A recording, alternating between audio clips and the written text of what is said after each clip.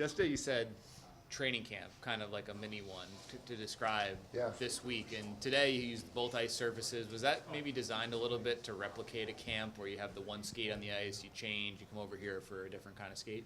I know, it was just an opportunity the way it lined up for us to have just fresher ice. Okay. We knew we were going to have a longer practice, and so rather beat up one side.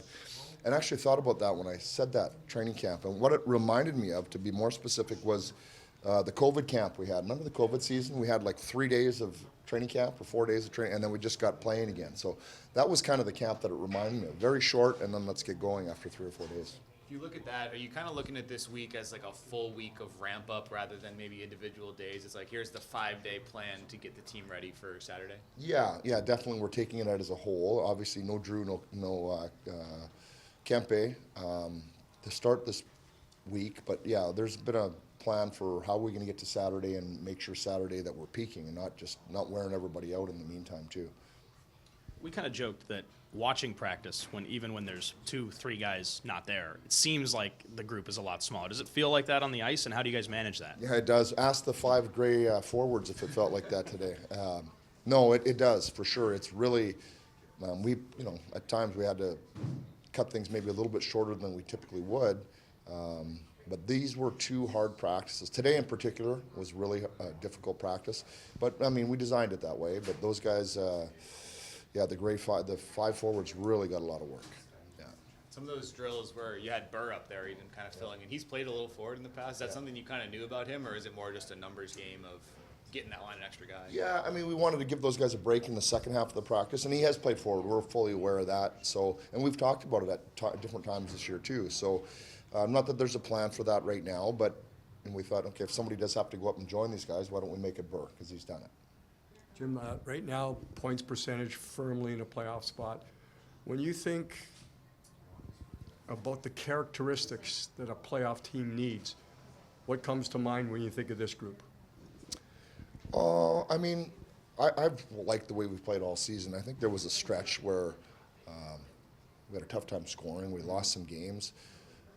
You know, like I said to the team, that was really the first adversity we had hit since I guess you could say Drew going out, and we had a bad period in San Jose. So 3 types of adversity in 4 or 5 months is really not much at all. So to get back to your question, a consistency, a commitment to play without the puck. Mm-hmm. So those to me are the 2 strongest things.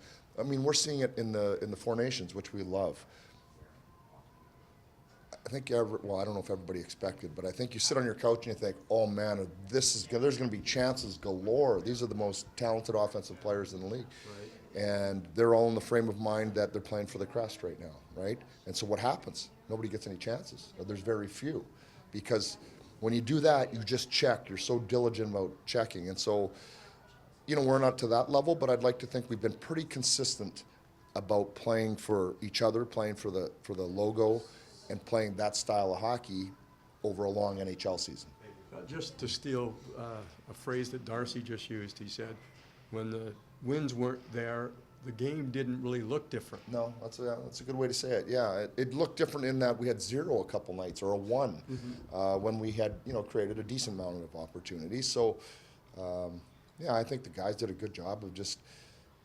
Your job in the media is to report that and to uncover why and ask all those questions. We get all that, but sometimes you start going too deep down the rabbit hole and wondering and trying to figure things out when really nothing is broken.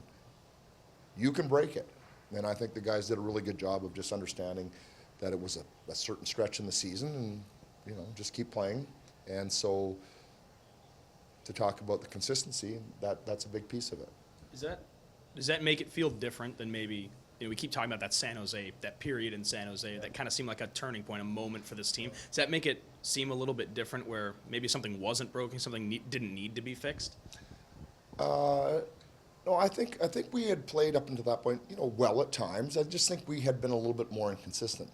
And again, because I talked to Cope about this. San Jose, I think, had 11 shots after 2 periods that game, and then they had 10 or 11, and we gave them great chances, and they scored all these goals. So it wasn't like we were a complete disaster, but we just weren't good enough, consistently enough to that point in the season. And then I just think we answered the bell and then just understood the consistency that was required after that.